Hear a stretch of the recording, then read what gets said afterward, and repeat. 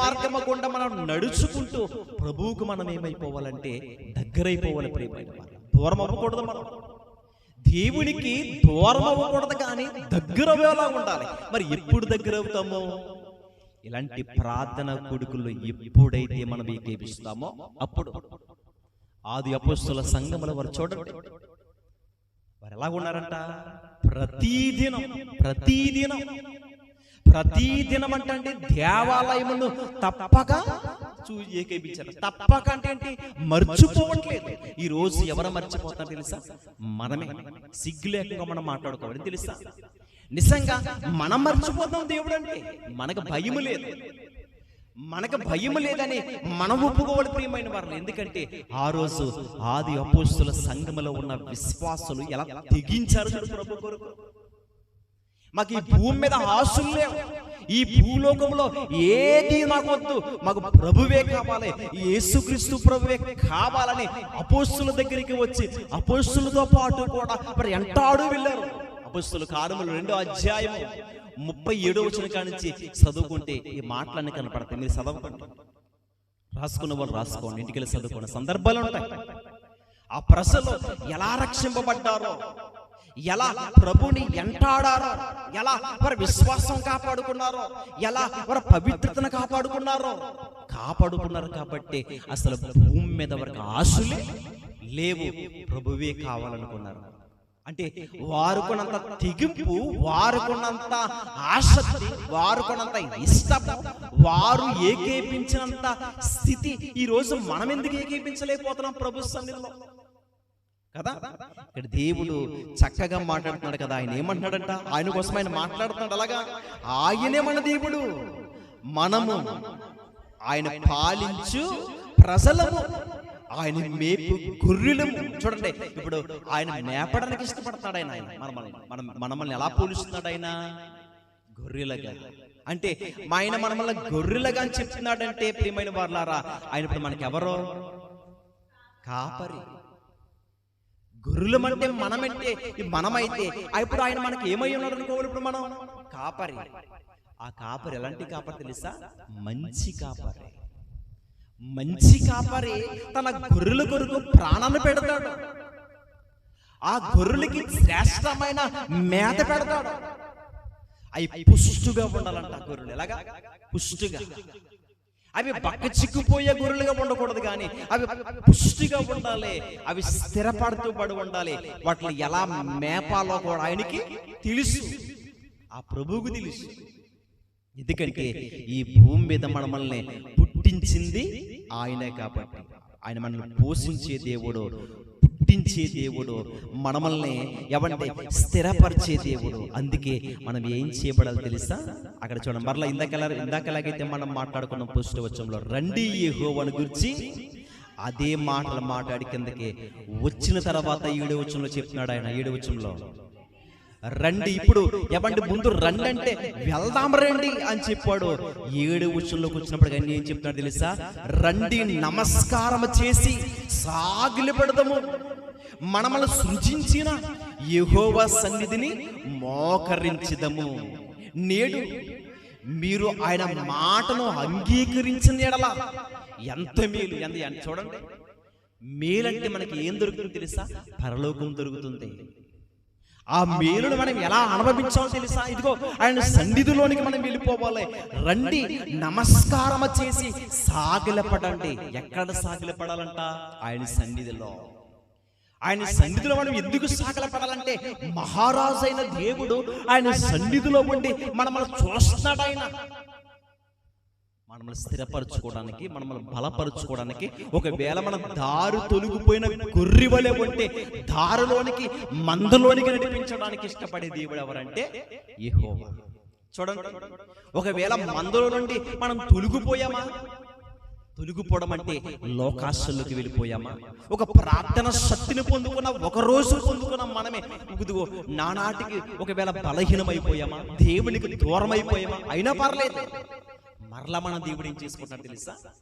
అది మనుషులైతే ఒకవేళ ఇదిగో వారికి ఇష్టం లేకపోతే, నచ్చకపోతే విడిచిపెట్టే వచ్చి మనుషుల స్వభావం అదేమో, కానీ దేవుడి యొక్క స్వభావం అది కాదు ప్రియమైన వాళ్ళ. తొలగిపోయిన వారిని, జారిపోయిన వారిని, పడిపోయిన వారిని కూడా లేవనెత్తి స్థిరపరిచి కూడా ఆయన మందలో కలుపుకొని ఆయన మేలు చూపే దేవుడు ఎవరంటే ఆయన.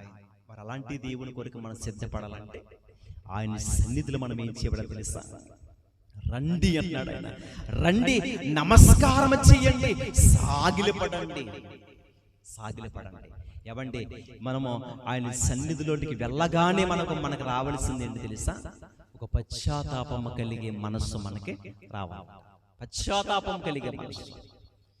సాగిలి పడ్డామంటే ఇదిగో నా దేవుడు నన్ను చూస్తున్నాడు, ఆయన నన్ను గమనిస్తున్నాడు, నన్ను చూస్తున్నాడో, నన్ను పరిశోధిస్తున్నాడో, నన్ను గమనిస్తున్నాడని ఆయన సన్నిధిలో మనం సాష్టాంగపడి మోకరించుతున్నామంటే దానికి అర్థం ఏంటి చెప్పండి?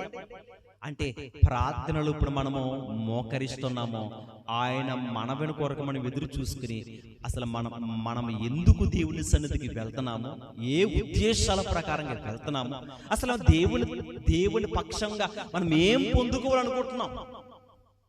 ఒకవేళ దేవునికి దూరం అవుతున్నామా, దూరం అయిపోతున్నాను ఆయన, నేను బలపడాలి అని దేవుని సహాయాన్ని ఏమైనా మనం పొందుకోవాలనుకుంటున్నామా? అయితే మనం ఏం చేయాలి? ఇప్పుడు సాష్టాంగపడి నమస్కారం చేసి మోకాలేమన్నాడు. చూడండి, అక్కడ రాయబడింది. మరలా 7వ వచనం మరలా చదువుతాం. అది ఒకటి ఏంటంటే, రండి నమస్కారం చేసి సాగిలపడుదాము, మనమను స్తుతించిన యెహోవా సన్నిధిని మోకరించదన్నమాట. అంటే ఇప్పుడు మోకరించి మనం ఏం చేయాలి తెలుసా? ఇప్పుడు ఆయన సన్నిధిలో ప్రార్థనలో మనము ఏం చేయబడాలంట? ఆయన సన్నిధిలో మోకరించి మనం ఆయన మాట వినేవారుగా ఉండాలి. కింద ఆయన అంటున్నాడు, నేడు మీరు ఆయన మాటను అంగీకరించిన ఎడలా ఎంత మేలు. ఆయన మాట అంగీకరించడం అంటే ఏంటి? ఆయన మాట అంటే ఏంటి? అది వాక్యం. ఆయన మాట అంటే వాక్యం. అంటే ఆయన మాట అంగీకరించడం అంటే ఏంటి? వాక్యమును అంగీకరించడం. ఆయన మాటకి లోబడడం దాన్ని ఏమంటారో మరొక పదం. అంగీకరించడం ఒకటి, మరొకటి ఏమ్మా? విధేయత చూపించడం. అంటే ఆయన మాటకి ఒకటి ఏంటంటే విధేయత చూపించాలి, లోబడాలి, అనుసరించాలి, ఆయన మాట ప్రకారంగా బ్రతకాలే, ఆయన వాక్యానుసారంగా మనము నడుచుకోవాలి. ఇలా నడుచుకున్న వారే ఎవరిని ఏం పొందుకుంటారు తెలుసా? ఎంతో మేలు పొందుకుంటారు ప్రియమైన వాళ్ళ. మరి ఆ మేలు పొందుకోవాలంటే మనం ఏం చేయాలి తెలుసా? దేవుని సన్నిధిలో ఆయన మనతో మాట్లాడుతున్నప్పుడు మనం ఏం చేయబడాలి? ఆయన మాటను వినాలి. పోయిన ఆదివారం అనుకుంటా మాట్లాడుకున్నామే, ఆయన మాటను మనం ఎలా వినాలనుకున్నామంట? శ్రద్ధగా. ఎలాగా? అది అంటే ఆశ ఉండాలి. ఆయన మాటలు వినే విషయంలో మనకి ఏముండాలంటాడంటే ఆయన శ్రద్ధ కలిగి ఉండాలంటాడు. ఆయన శ్రద్ధతో. ఒకసారి ఆ సందర్భంలోకి వెళ్ళ చూడండి. ద్వితీయోపదేశ కాండం మరొకసారి ఆ మాటను మీకు జ్ఞాపం చేయడం కోసం వెళ్తున్నాను ప్రియులారా. ద్వితీయోపదేశ కాండము 28వ అధ్యాయం మొదటి చదవమ్మా. నీ దేవుడైన యెహోవా మాట శ్రద్ధగా విని నేను నీకు ఆజ్ఞాపించుచున్నా ఆయన ఆజ్ఞలన్నిటిని అనుసరించి నడుచుకున్న ఎడల నీ దేవుడైన యెహోవా భూమి మీద ఉన్న సమస్త జనుల కంటే నిన్ను హెచ్చించును. చూడండి, అంటే మనము ఆశీర్వాదాన్ని మనం పొందుకోవాలన్నా, రక్షణలో మనం ఎదగాలన్నా, దేవుడు మనకిచ్చే మంచి గిఫ్ట్ ఏంటి అని చెప్తాడంటే ఫస్ట్ చెప్తుంది, నీవు నీ దేవుడైన యెహోవా మాట ఎలా వినాలి? శ్రద్ధగా విన ఎడలా నేడు నేను నీకు ఆజ్ఞాపించిన ఆయన ఆజ్ఞలన్నిటిని అనుసరించి నడుచుకున్న ఎడల నీ దేవుడిని యెహోవా భూమి మీద ఉన్న సమస్త జనుల కంటే, అంటే ఈ ప్రపంచంలో ఎంతమంది అయితే మనకు కనపడట్లేదా? అంటే మనం దేవుణ్ణి ప్రేమించినట్లయితే, దేవుని మాటకు లోబడినట్లయితే, ఆయన వాక్యానుసారంగా మనం బ్రతికినట్లయితే, ఈ భూమి మీద ఎంతమంది అయితే ప్రజలు కనపడుతున్నారో వారందరికంటే, సమస్త జనుల కంటే ఈ మాట ఫస్ట్ ఎవరి కోసం దేవుడు మాట్లాడు చెప్పండి? అది ఇశ్రాయేలు కొరకు మాట్లాడాడు. ఓ రోజు ఇశ్రాయేలు కోసం మాట్లాడుతున్న దేవుడు ఆ రోజు వారితో మాట్లాడారు. మీరు వింటే ఇశ్రాయేలులారా అంటే వారు వినలేకపోవడం బట్టి ఆ రోజుల్లో ఎవరికి అప్పగించారని చెప్పాను? ఏమా? శత్రువుల చేతికి కదా. న్యాయాధిపతుల గ్రంథంలో మనం చదువుకుంటే సందర్భాలు కనపడతాయని పోయిన వారిలో మాట్లాడాం కదా. అంటే శత్రువుల చేతికి అప్పగించడాన్ని బట్టి, అంటే మీరు దేవుని మాట వింటే నీకు ఈ భూమి మీద సమస్త జనుల కంటే నేను ఏం చేస్తాను చెప్పండి? ఫస్ట్ హెచ్చిస్తాను. నీకు ఏ ఆశీర్వాదం కావాలో అది ఇస్తాను నేను. కానీ నువ్వేం చెయ్యాలి చెప్పాలి. అది ఇంతకు ఇప్పుడు మనం ఎక్కడున్నాం? ఇక్కడ ఉన్నాం కదా. ఎక్కడ? అది అంటే మీరు ఆయన మాటను అంగీకరించినట్లయితే ఎంత మేలు చెప్పాడు. ఈ మేలు అంటే తెలుసు మనకి, ఈ భూమి మీద అన్ని విషయాల్లో మేము మేలు పొందుకోవాలంటే ఫస్ట్ చెప్తుంది. ఎలాగైతే మనం మాట్లాడుకుంటున్నామో ఈ ద్వితీయోపదేశ కాండములో రాయబడిన మాట ఏంటంటే, మనమంటే ఇప్పుడు యెహోవా మాట మనం కూడా ఏం చేయాలి తెలుసా? శ్రద్ధగా. అదే అంటే వాక్యము దేవుడు మనతో మాట్లాడుతున్నప్పుడు ఎలా వినాలి? ఇప్పుడు బెరియా ప్రజలు ఏం చేశారు? ఆసక్తితో, అంటే వాక్యం మీద వారికి ఎంత ఆశ ఉందో ఒకసారి ఆలోచించండి. ఎంత శ్రద్ధ ఉందో, ఎంత ఆశ ఉందో, ఎంత ఇష్టం ఉందో. ఆ ఇష్టాన్ని ఇప్పుడు మనం ఏం చేయాలంటే స్వీకరించాలి, అంగీకరించాలి, ఇష్టపడాలి. శ్రద్ధ కలిగి మనం ఏం చేయాలి? ఆయన మాట వినాలి. ఇలా శ్రద్ధ కలిగి వింటే ఆయన చెప్తున్నాడు, ఆయన ఈ భూమి మీద ఉంటున్న సమస్త జనుల కంటే నేను ఏం చేస్తాను. అంతేకాదు 2వ వచనంలో కనబడుతుంది, నీవు నీ దేవుడని యెహోవా మాట వినని ఎడల ఈ దీవెనలన్నీ నీ మీదకి వచ్చి నీకు ఏం చేస్తానంట అంటే నీకు ఇస్తాను, నీకు అనుగ్రహిస్తాను, ఈ మేలులన్నీ కూడా నీకేం చేస్తాను? సమకూరుస్తానని చెప్తున్నాడు. అంటే మనము దేవునిలో ఒక ఆశీర్వాదం పొందుకోవాలన్నా, దీవింపబడాలన్నా ఇది ఎవరి చేత మనం ఆశీర్వదింపబడతామంటే దేవుని చేత మాత్రమే. మనుషుల వల్ల, మనుషులలో ఎక్కడ రక్షణ లేదు. మనుషుల వల్ల అది ఆశీర్వాదం మనకి రాదు. కానీ ఈ ఆశీర్వాదము, ఈ దీవెన దేవునిలో ఒక హెచ్చింపబడిన వారిగా మనం ఉండాలంటే ఫస్ట్ మనం నేర్చుకోవలసిందే ప్రభు సన్నిధిలోనికి వెళ్ళాలి. వెళ్ళి ఆయనకి ఏం చెల్లించాలి? కృతజ్ఞతాస్తుతులు చెల్లించాలి. ఆయన సన్నిధిలో మనం కృతజ్ఞతాస్తుతులు చెల్లించిన తర్వాత ఆయన నామములో మనం ఏం చేయబడాలంటే సాష్టాంగ పడాలంట, నమస్కారం చేయాలంట, మోకరించాలని చెప్తున్నాడు ఆయన. ఇలా చేస్తే దేవుని మాటను మనం అంగీకరించాలి. ఎందుకు అంగీకరించాలంటే నేను దేవుడిని చెప్తున్నాడు, నేను గొప్పవాడిని. ఈ భూమి మీద మీకు కంటికి కనపడుతున్న వాటిని చూడండి, ఒక సముద్రమును చూడండి, దాన్ని నేను చేశాను, కలగజేశాను, అది నాది. పర్వతములు మీరు చూడండి, అవి నావి. ఇదిగో ఈ భూమి మీద నివసిస్తున్న సమస్త జనులారా, మీ చేతను ఏం పొందుకుందాం అనుకుంటున్నాను? మహిమ పొందుకుందాం అనుకుంటున్నాను. కాబట్టి మీరందరిలో ఏం చేయాలంటే మీ చేతన నన్ను ఏం చేయాలి? మీరు ఘనపరచండి, మహిమపరచండి. ఇదిగో ఈ భూమి మీద మేము దేవుళ్ళమని దేవతలుగా కనబడుతున్నారు చూస్తారా, వారందరికంటే నేను ఎవరిని? అది మహాదేవుణ్ణి నేను. అంటే ఆయన గొప్పతనం చెప్తున్నాడు. ప్రియమైన వారు, అంటే మన దేవుడు అంత గొప్ప దేవుడు అని చెప్తున్నాడంటే మరి ఆయన మాట మనం ఏం చేయాలి? శ్రద్ధగా వినాలి. మరి ఈరోజు ఆయన మాట శ్రద్ధగా వినేవారు ఉన్నారు? శ్రద్ధగా. అందుకే నువ్వు దేవుని మందిరమునకు పోవచ్చున్నప్పుడు, అంటే ప్రవర్తన అంటే ఎందుకు చెప్పాడంటే, ఒకవేళ దేవుని యొక్క విలువైన మాటలు, బంగారం విలువైంది అనుకున్నామే, వస్త్రాలు వేసుకున్న వస్త్రాల ఎంత కాస్ట్లీ సంబంధించినవి, ఎంత రేటుకి సంబంధించింది విలువైంది అనుకుంటున్నాం కదా, వాటికంటే శ్రేష్టమైనది ఏంటంటే ఆయన మాటలే. ఎందుకంటే ఆయన మాటలు మనల్ని ఏం చేస్తాయంటే ప్రియమైన వారలారా బ్రతికిస్తాయి. ఆయన మాటలు మనల్ని ఏం చేస్తాయంటే ఇదిగో పరలోక రాజ్యములోనికి మనం అలా అడుగులేసుకోవడానికి, గురి ఎత్తకి వెళ్ళడానికి అవకాశంగా ఉండేది ఏంటంటే ఆయన వాక్యం, ఆయన మాటలు. అసలే ఆయన మాటలే విడిచిపెడతాయి.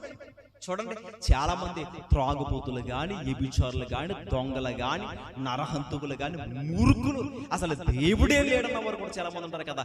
వాక్యాన్ని విని ఈ రోజు బలమైన సేవకులుగా కూడా బోధించేవారు చాలా మంది ప్రపంచంలో కనపడతారు. తనకు అర్థం ఏంటి? తన జీవితాన్ని చెప్పుకుంటే ఏమండి మీరు ఎలా వచ్చారంటే ఆయన పచ్చి తాగుబోతారంటే ఒక రోజు అని సాక్ష్యం ఇచ్చి బోధకులు ఉన్నారు. ఏమంటే మీరు ఎలా వచ్చారంటే నేను వ్యభిచారిని, కనబడుతున్నా స్త్రీలను కానీ అక్రమంగా దోచుకున్నాను, పాడు చేశాను, దేవుడు నాతో మాట్లాడాడు. ఒక సేవకుడి కోసం మాట్లాడాడు. ఇక్కడ మింటెపూళ్ళు అనుకుంటా, మింటెపూళ్ళనే ఆయన చాలా మందిని కూడా యవనస్తులు వాళ్ళు చాలా మందిని కూడా పాడు చేశాడంట. ఒక అతన్ని అయితే చంపివేశాడు. అలాంటి మూర్ఖుణ్ణి తన సాక్ష్యాన్ని తెలియపరిచి ఇదిగో నేను ఒక రోజు క్రీస్తు నాతో మాట్లాడాడు ఆయన. అందుకైనా శ్రద్ధగా వినండి అని చెప్తున్నాడు మాటలు. శ్రద్ధగా. బంగారం అనుకుండొచ్చు, మనం మరణించామనుకోండి దాన్ని విడిచిపెట్టి వెళ్ళిపోవలసింది. కోట్ల రూపాయలు అనుకుండొచ్చు, మన దగ్గరికి మరణం వస్తే ఆ కోట్ల రూపాయలు ఏం చేయొచ్చు? విడిచిపెట్టి. అలాగా ఈ ప్రపంచంలో చాలా మంది కనపడుతున్నారే, వారు వెనకాల ఇది పట్టుకెళ్తారా? అవసరమైతే వాళ్ళ చేతికి బంగారం రింగు చెవులు ఉన్నా కానీ ఏం చేస్తారు? వాడు మట్టిలో కప్పెడితే ఏం వస్తుందరా, తీసేయండి అంటారు కదా.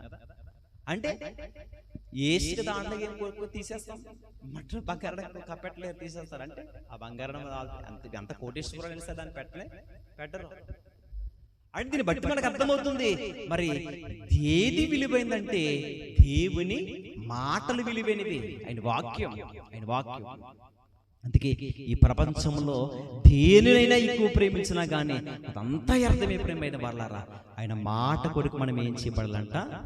ఆశ కలిగి ఉండాలి. ఆశ. అందుకే దేవుడు ఇప్పుడు ఎలా మాట్లాడుతాడో తెలియదు. అరే చాలా మంది ఒక బోధకులే ఇలాంటి వారే, ఈ సాక్ష్యము ఇంతకంటే ముందు ఇంత నీచమైందా, ఈరోజు ఎంత బలంగా వాడబడుతున్నారా అని చాలా మంది సేవకులు సాక్ష్యాలు కనపడతాయి. అందుకే అలాంటి వారిని కూడా వాక్యం ఏం చేసింది? మార్చింది. దేవుని మాట పట్టుకుంటే ఎవరైనా సరే గజగజ వణుకుపోయి ఆయన సన్నిధిలో సాష్టాంగంగా నమస్కరించి దేవా పాపినని వారిలో వచ్చేది ఏంటి తెలుసా? పశ్చాత్తాపం. ఒకరోజు నేను కూడా అంతే, సినిమాలు తర్వాత షికారులకి తిరిగేవాడిని.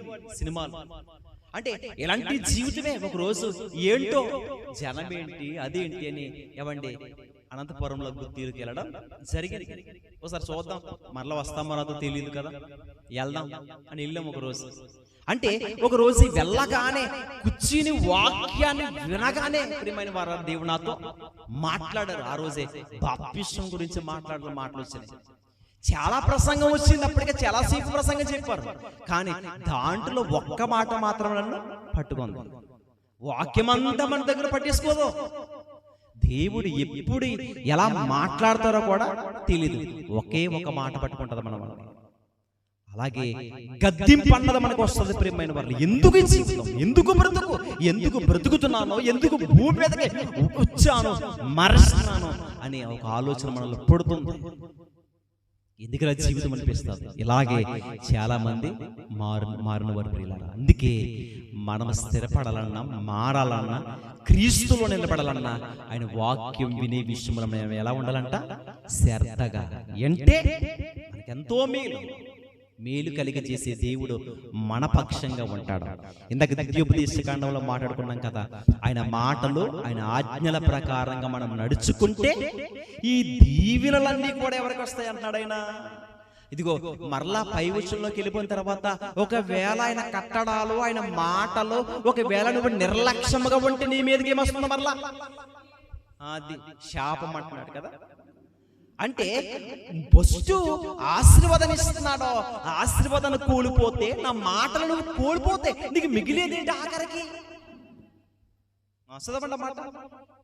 8వ వచనం 15వ వచనం. ఎవరన్నా ఎవరన్నా వాక్యం ఎత్తుకున్నారనుకో, వాళ్ళు ఎత్తుకోండి. ఏమ్మా? ఆయన సమస్తమైన ఆజ్ఞలను, కట్టడలను నీవు అనుసరించి నడుచుకున్న వలనని నీ దేవుడైన యెహోవా నీకు సెలవిచ్చిన మాటను వినని ఎడల. ఏమంటే విన్న ఎడల, వినని ఎడల అంటే నువ్వు విడిచిపెట్టేస్తావేమో. వినకపోతే నీకు కలిగేది ఏంటి నష్టం? అది అండ్ ఈ శాపములు నీకు అది ఫస్ట్ చెప్పింది ఏంటి తెలుసా? వింటే ఈ దీవెనలు ఇస్తాడు అంటున్నాడు. వినకపోతే ఈరోజు మనం కూడా నిజమే, మన ఆయన మాట విన్నామనుకోండి, ఆ దీవెనంటూ తెలుసు మనకి పరలోకం. వినకపోతే పాతాళ లోకం. ఇప్పుడు ఏది కావాలి చెప్పండి మనకి? ఈ ప్రయాస. ఏమంటే రాత్రిని పక్కన పెట్టి, నిద్రని పక్కన పెట్టి ఎందుకు మనంత ప్రయాస పడతాం తెలుసా? ఈ ప్రయాస వ్యర్థం అవ్వకూడదు ప్రియమైన వాళ్ళారా. కసిగా, సీరియస్గా, రోషముగా మనం ఉండాలి. ఎలా తెలుసా? ఇదిగో నేను అందరిలా పడుకోవచ్చే, అయినా నిద్రను పక్కన పెట్టి ఆయన సన్నిధికి ఎందుకు వచ్చాను తెలుసా? చచ్చు పడిపోయిన ఆత్మని బ్రతికించుకోవాలి.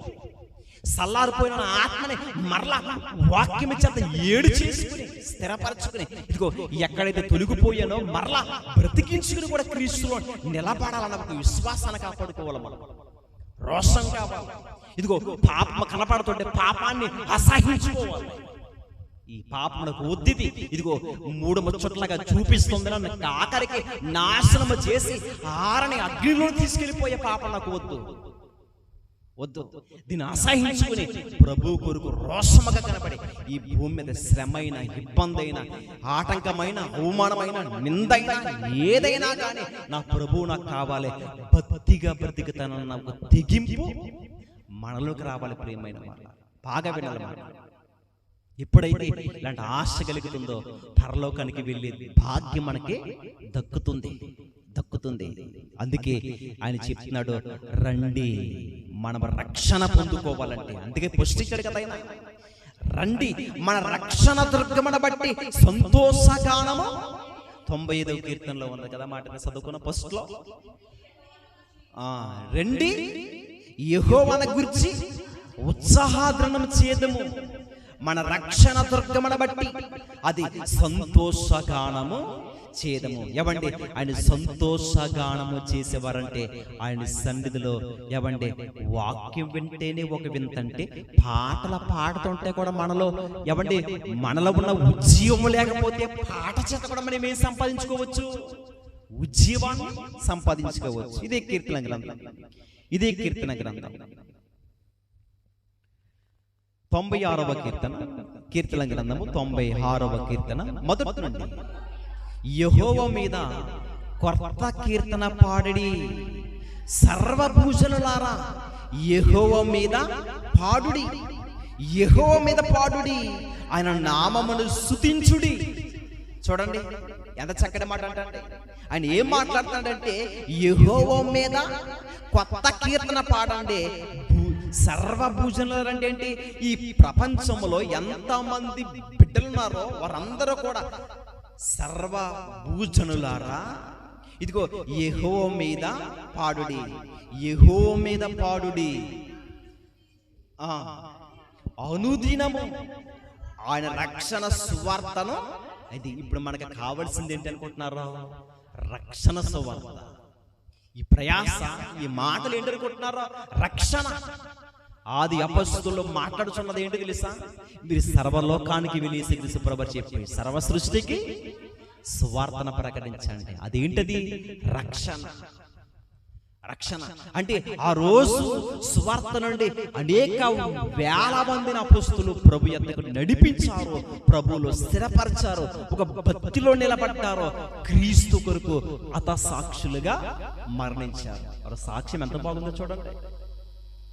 ఈరోజు రక్షణ పొందిన తర్వాత ఎవండి మీరు బాప్తిస్మం పొంది ఎన్ని సంవత్సరాలు అయ్యిందండి, మీ రక్షణ జీవితం ఏంటండి అని చెప్పినప్పుడు అసలు మన సాక్ష్యం ఎలా చెప్పుకోగలుగుతాం?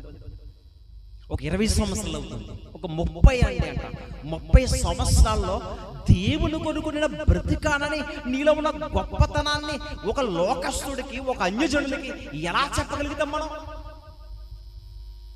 ఎంత ధైర్యంగా, ఎంత పౌరుషంగా, ఎంత గొప్పగా, ఎంత ఆనందంగా చెప్పాలి మన సాక్ష్యాన్ని. అసలు ఉందా? చూడండి లోకంలో చాలా మంది బాప్తిసం పొందుకున్నారు.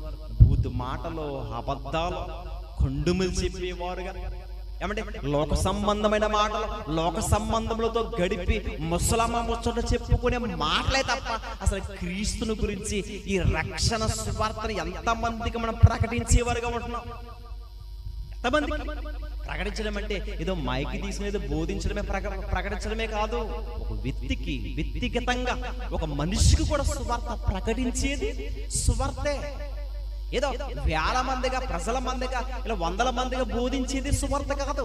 ఒక మనిషి, ఒక వ్యక్తిగతంగా, ఒక అబ్బాయికి కానీ, ఒక అమ్మాయిని కానీ, ఎవరికైనా, ఒక పెద్దవారికి కానీ, వృద్ధులు వారికి కానీ, ఎవరికైనా సరే వ్యక్తిగతంగా, బ్రదర్ మీరు రక్షణ పొందారు కదా, మీరు ఎంతగా వెతుకుతున్నారు, మీరేం క్రీస్తులో నిలబడ్డారట చక్కగా.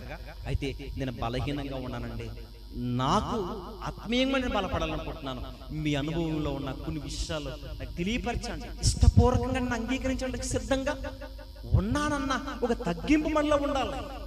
ఇదిగో మనం సరిగా లేకపోయినా కానీ, ఇదిగో నేను బాగానే ఉన్నానులే, నేను సరిగా ఉన్నానులే అని ఒకవేళ మనం మనుషుల విషయంలో ఒక మాయ చేసుకుని ఉంటే కనుక క్రీస్తులో మనం నిలబడం ప్రియమైన వాళ్ళ. ఎందుకంటే క్రీస్తులో ఇలాంటి ఒప్పుకొల్లనేవి మనకి కావాలి.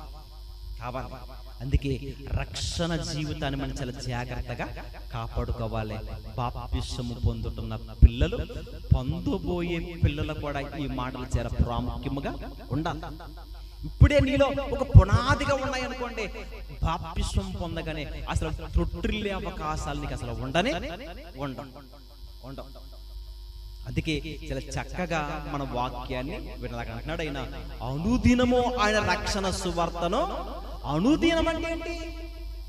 ప్రతిదినం, ప్రతిరోజు, ప్రతి క్షణం, ప్రతి గడియ.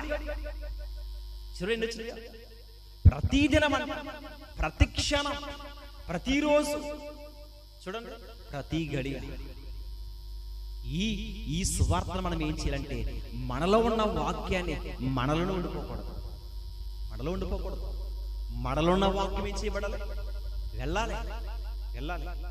ఇప్పుడు నీళ్లు వెళ్తున్నాయండి, డామ్ అక్కడ వేసేసారు కదా, బంద్ అయిపోయింది. నీళ్లు బట్టి కావాలి, పరిస్థితి ఏంటి? నీళ్ళు ఉన్నాయి కదా, నువ్వు మరి ఉన్న వాళ్ళ పరిస్థితి ఏంటి? కావాలి కదా. అంటే ఇది నీలో కంటే ఏంటంటే వాక్యం నింపబడ్డదే, నీలో ఉన్న పుల్లుగా. నీళ్ళు ఉంటే సరిపోదు. డామ్ తీగని ఎలాగైతే నీళ్ళు వెళ్తాయో మనలో ఉన్న వాక్యము కూడా లేని వారికి అందించాలి. మరి వినకపోయినా కానీ మనం ఏం చేయాలంటే వాక్యం ఏం చేయాలి? చెప్పాలి. అనుదినమని చెప్పాలంట. ఇది ఒకసారి చెప్పాను కదా, వీళ్ళు వింటలేదురా, ఎందుకు లేరు అనుకోకూడదు. ఇంకా అర్థమైందా? మనం నేర్చుకోవాల్సింది ఏంటంటే, మరి వాళ్ళు చెప్పాము ఏసిరా, వాళ్ళు వినేవారు లేరా, అసలు వింటలేదురా వీళ్ళంటే ఏమంటే, ఇప్పుడు వినట్లేదంట ఏదో మనం చెప్పేసి అంత మాత్రాన వచ్చేసి చక్కగా రక్షణలో నిలబడిపోయి ప్రభు కొడుకు ప్రాణాలకి తెగించే వారికి మట్టి ఇంకెందుకు, ఇంకా ఎవరికి మట్టుకు వారిని నడిపించేసామనే కదా. చాలా కష్టం ప్రియమైన వాళ్ళ. అంటే ఒక వ్యక్తిని ప్రభువులో స్థిరపరచాలంటే చాలా కష్టం. అందుకే మనము అలా చెప్పడాన్ని బట్టి ఆ భాగ్యం మనకు దొరుకుతుంది. రేపొద్దు దేవుడిని అడుగుతాడు, ఏమని తెలుసా? నువ్వు స్థిరపడ్డావు, నీ రక్షణ కాపాడుకున్నావు, మరి నీలో ఉన్న వాక్కు, ఇదిగో నీ చుట్టుపక్కల ఉంటున్న వారికి ఎంతమందికి నా మాటలు అందించావు చెప్పండి అని అడుగుతున్నప్పుడు మనకి ఏముండాలి?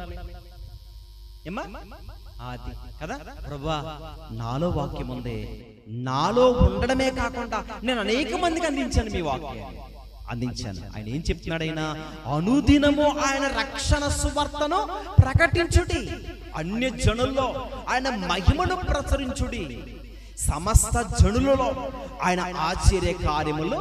చూడండి ఎంత చక్కటి మాట కదా ప్రియమైన వాళ్ళారా, ఎంత చక్కటి మాట అంటే ఆయన ఏమంటున్నాడంట?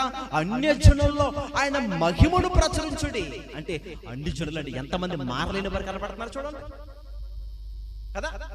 నా మహిమేంటి, నా గొప్పతనం ఏంటి, ఈ ప్రపంచాన్ని ఎలా కలగజేశాను, నా గొప్పతనాన్ని నువ్వు చెప్పాలి. అసలు నీకు తెలిస్తేనే కదా ఆయన గొప్పతనం చెప్పగలదు.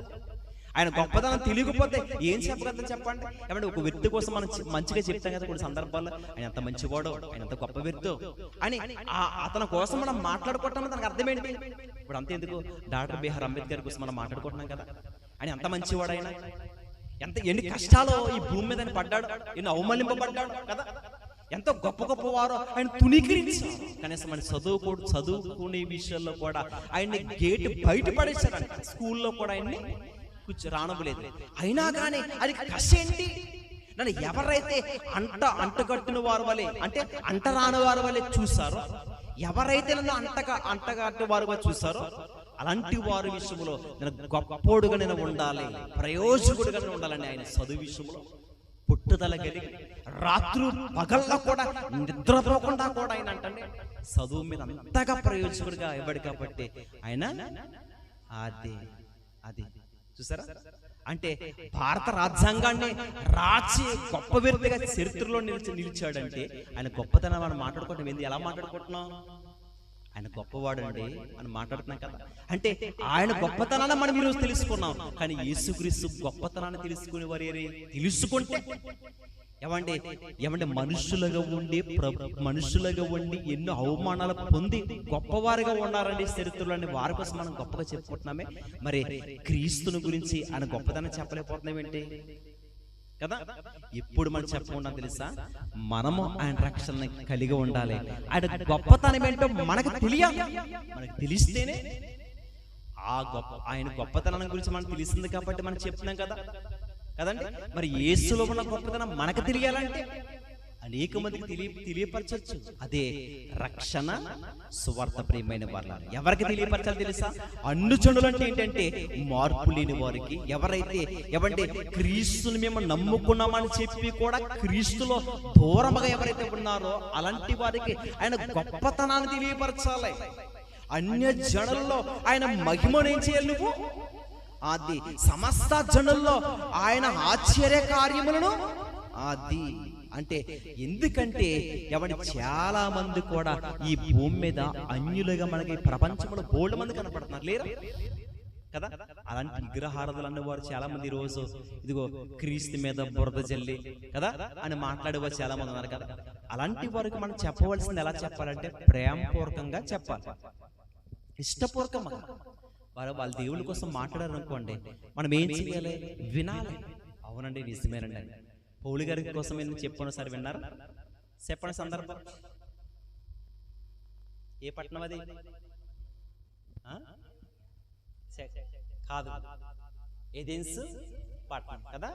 ఆ ఎథెన్సులోకి వచ్చినప్పటికీ ఆ గ్రామంలో ఆ పట్టణంలో కనబడుతున్నవండి ఏంటి? అది విగ్రహారాధన, దేవత స్తంభాలు, బలిపీఠాలు కనబడుతున్నాయి. కానీ మీ దేవుడు అలాంటోడు ఇలాంటోడు అన్నాడైనా మీ భక్తి మంచిది, మీ విశ్వాసం మంచిదే, మీరు చక్కగా ఆరాధిస్తున్నారు. కానీ ఇదిగో ఒక బలిపీఠం నాకు కనబడుతుంది, తెలియబడిన దేవునికి అని రాయబడింది అక్కడ కదా.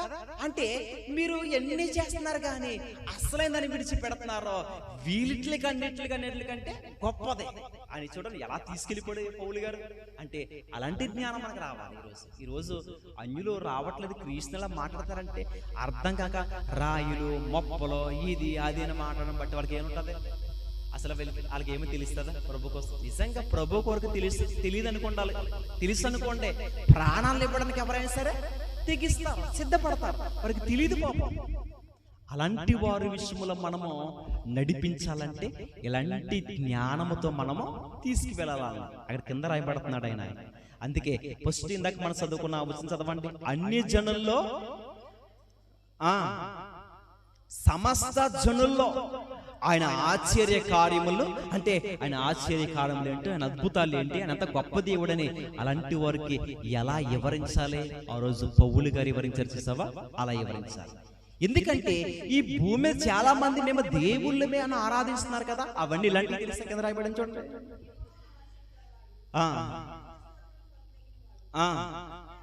సమస్త దేవతల కంటేను ఆయన పూజనీయుడు, జనముల దేవతల కంటేను వట్టి విగ్రహములే. ఏంటండి 5వ వచనం, జనముల దేవతలందరూ వట్టి. అంటే వట్టి అంటే ఏంటి? ఏమీ లేదు, జీవము లేదు, ప్రాణము లేదు, ఉట్టివి. అలాంటివి అని దేవుడు చెప్తున్న చోట ఉట్టివి అవి కదా. కింద కింద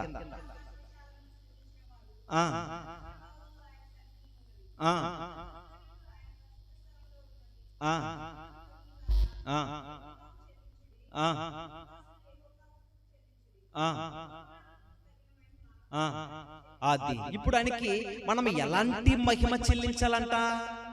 చాలా మంది ఉట్టి విగ్రహములకే చాలా మంది శ్రాష్టంగా నమస్కారం చేస్తున్నారే తప్ప ఆయన మహిమను చెల్లించవలసిన వారు ఆయన ఉన్న రుచి అరిగి ఉండాలి. 8వ వచనంలో మాట్లాడుతున్నాడు ఆయన, యెహోవా నామముకు తగిన అంటే మహిమకు తగిన దేవుడు ఆయన, ఘనతకే చెల్లింపవలసిన దేవుడు ఆయన, మహిమను పొందుకోవలసిన దేవుడు ఆయన. ఎందుకంటే అధికారం ఆయనకు ఉంది.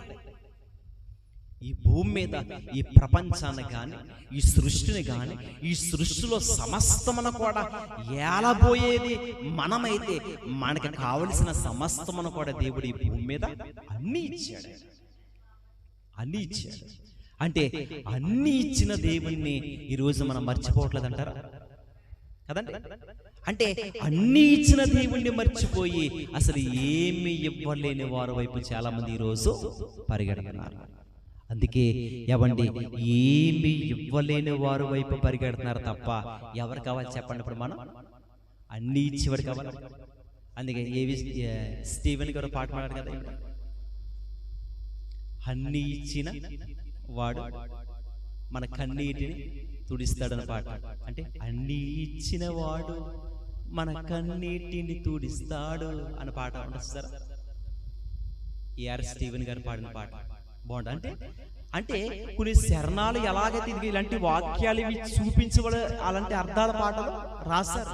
అంటే ఈరోజు అన్ని ఇచ్చిన దేవుణ్ణి మర్చిపోయారు మనిషి. దేని మీద పడిపోయి చెప్పండి కదా? ధనాన్ని, బంగారాన్ని, ఐశ్వర్యమును దేవుడిస్తే ఐశ్వర్యం మీదే, ధనం మీదే దాన్ని ప్రేమించి దేవుని మర్చిపోయేవారు చాలా మంది కదా. దేవుడిచ్చినవి దేవుడిస్తే అసలు ఆయన్ని పట్టించుకోకుండా దీన్ని పట్టించుకుంటే, ప్రేమించవలసిన వాడిని ప్రేమించకుండా. అందుకే పోయిన వారంలో కూడా అదే మాట చెప్పాలి. ఎవరమ్మా గట్టిగా? ఇంకోటి ఒక ఆయన వచ్చాడు, ఏమ్మా వచ్చేయమన్నాడు. అది మీ స్పీడ్గా చెప్పాలి, అలా ఉంటే వాక్యం టపటప్ప. ఏమ్మా ఎదురు చెప్తున్నా, ఎదురుపోకుండా చూడడం జాగ్రత్త. అంటే ఒక అధికారి యేసుక్రీస్తు ప్రభువు దగ్గరికి వచ్చాడు. ప్రభువా, బాల్య అదే నిత్య జీవంలోకి నేను వెళ్ళాలి, ఏం చేయమంట?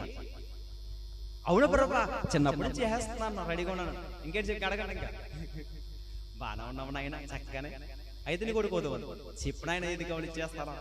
అయితే చక్కని విస్తారమైన నీకు ఆస్తి ఉంది కదా, నువ్వేం చేయాలి? దీన్ని బేదలకు పంచి పెట్టేసి నువ్వేం చేయాలి?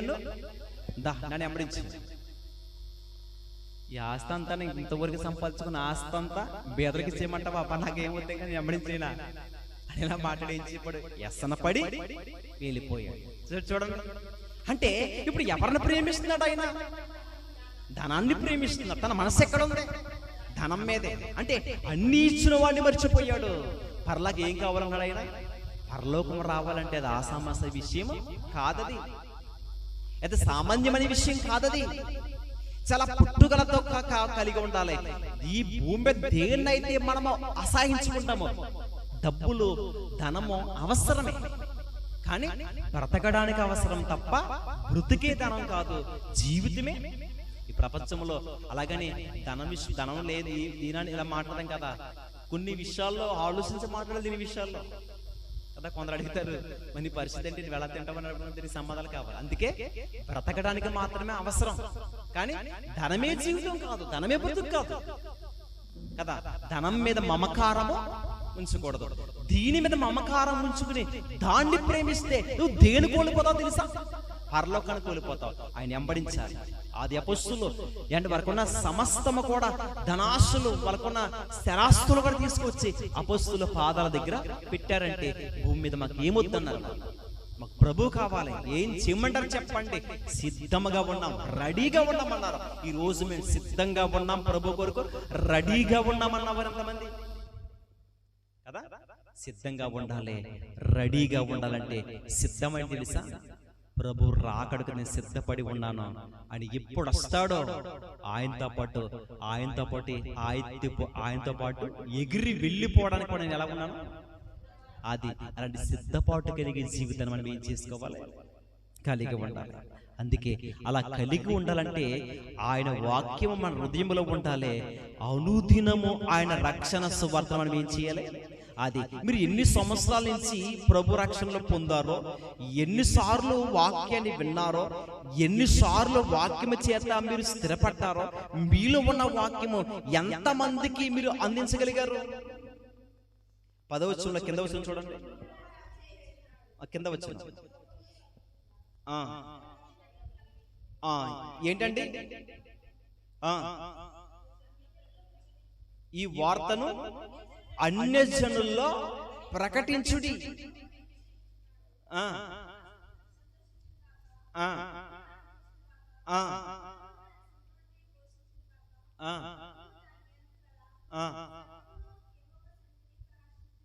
ఈ అన్ని ఇలా కలగాలంటే మనం ఏం చేయాలంటే, ఏమండి, ఈ వార్తను అన్ని జనులకు, అంటే మన క్రైస్తవులము అని చెప్పుకుంటున్నాం కదండి.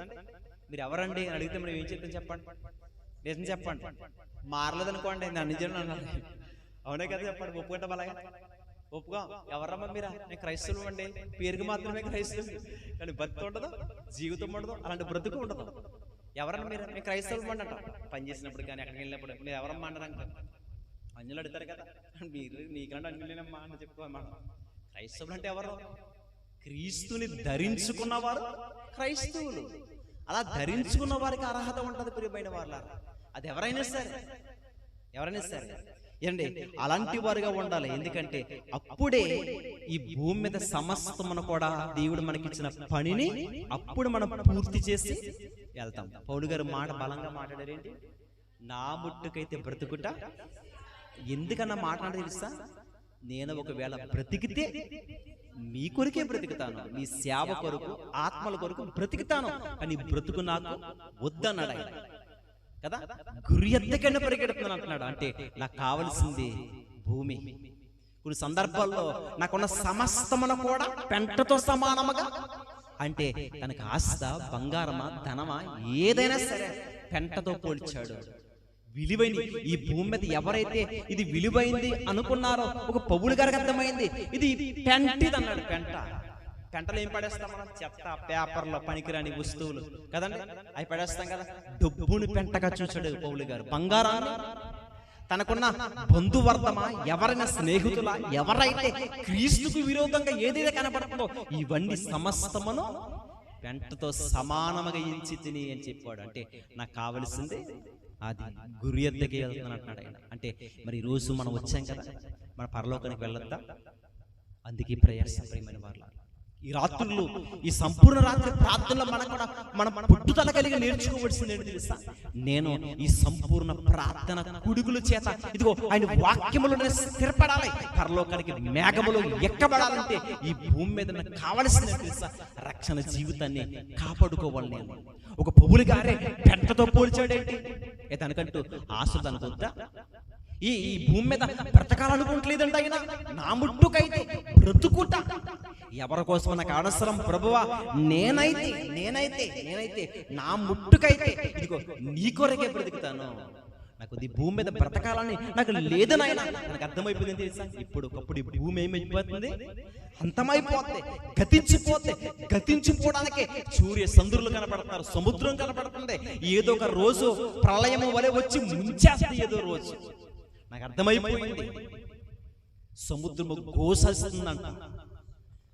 అంటే అది వచ్చేయడానికి ఇప్పుడు అది భూమి మీదకి వచ్చి రావడానికి సిద్ధంగా ఉంది. అందుకే ఆయన అంటే సముద్రం అక్కడ ఇసుకగా సరిద్దుగా ఏమేశాడు అంటే సరిహద్దుగా వేసాడు. దానికి అర్థం ఏంటి? రావాలంటే అంత నీరు రాలేదా? ఎంత హంతం చూడండి.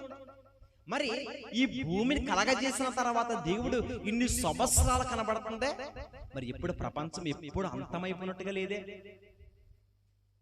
రావాలంటే రాలేదా? ఎన్నో తుపాలకు లేచి కొన్ని ప్రాంతాలు అలా కొట్టుకుపోతుంటాయి, కానీ ప్రపంచం అంతా అవుతుందా?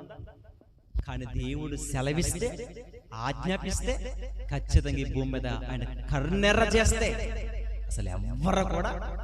కానీ ఆయన అంత ప్రేమ కలిగిన దేవుడు చూడండి. ఎందుకనుకుంటున్నారో? మనల్ని కలగజేసింది మనమందరము నశించిపోవటకు, నాశనం అయిపోవడానికైతే కనుక దేవుడు ఈ భూమి మీద, అందుకే రక్షణ మనమలను నియమించటకే. ఆ మాట చూడండి, చాలా సందర్భాలు చదువుకున్నాం. తెస్సలోనికి రాసిన పత్రిక అనుకుంటా, ఆ మాట చూద్దాం.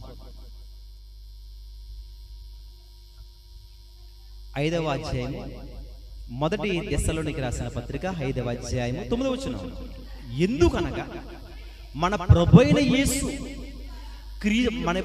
యేసుక్రీస్తు ద్వారా రక్షణ పొందుటకి దేవుడు మనమల్లో నియమించును గాని ఉగ్రత పాలవుటకు.